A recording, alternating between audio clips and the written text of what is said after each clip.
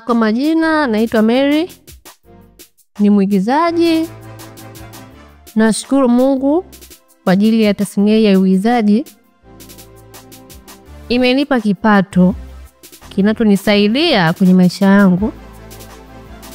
Mimi kwenye kuigiza nimeanza mwaka 2015 mwezi wa 5. Safari yangu ya uigizaji, nilikuwa napenda kuigiza, ila nilikutana na kijana ambaye yeye alinitangulia katika uigizaji. Nikabidi niongee naye. Nilivyoongea naye, kwa upande wangu mimi pia nilikuwa naangalia filamu mbalimbali ambazo zilinivutia. Ikiwepo filamu ambazo amefanya Kanumba, nilikuwa nazipenda sana. Mwigizaji ambaye amenivutia mimi kwenye kuigiza ni mdada anaitwa Matrida.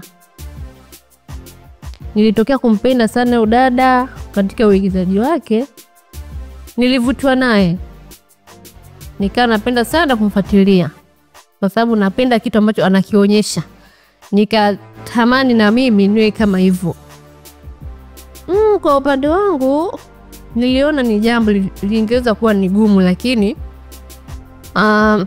haikuwa gumu sana kwa sababu nilijaribu kuwashirikisha wazazi. Walijaribu kunielewa, ila haikuwa rahisi. Kwa upande wa wazazi wangu kuambia kitu kilichukua muda sana, ila kwa ajili ya kitu ambacho mimi nakipenda ilibidi tu anielewe. Okay, filamu ambazo nimezifanya, kuna moja ambayo inaitwa My Girlfriend. Kuna nyingine ambayo inaitwa Penzi la Damu. Hizo filamu ukitaka kuzipata, mpenzi mtazamaji, utaenda moja kwa moja YouTube, utasearch hapo 2-in-1 film, ndio ninapopatikana. Utasearch My Girlfriend, itakuja hapo, utaniona.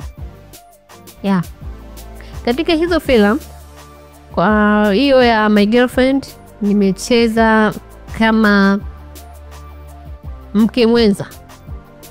Mimi ni ndo mwanamke wa mwanaume wangu, lakini kuna mdada mwingine ambaye alikuwa anaingilia katika penzi langu. Kwa hiyo tukawa wake wenza. Mwanaume ananipenda mimi, ila kuna mwingine ambaye anang'ang'ania awepo yeye badala yangu mimi. Changamoto ambazo tukutana nazo ni support za watu inakuwa ni ndogo sana.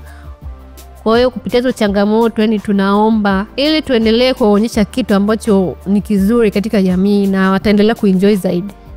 Mimi katika karata yangu ambao nimecheza, nimekuwa ni mwanamke wa kunyanyasika.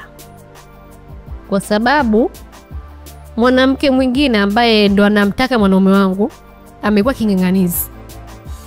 Alafu huyu mwanaume wangu amekuja kuvutiwa na yule ambao anamng'ang'ania. Nimekuja kuonewa sasa mwishoni, ambao nitakuja kuteseka sana, nitasalitiwa na mwanaume wangu atampenda huyu mwingine ambao ni mcharuko wa nje. Kwenye account yangu labda nikasema ya TikTok, napatikana kwa majina ambalo natumia Maspejol. Ukisearch Maspejol utanikuta. Account zingine YouTube, wapi, Facebook, Instagram, natumia jina langu Mary. Katika swala la uigizaji natumia Mary.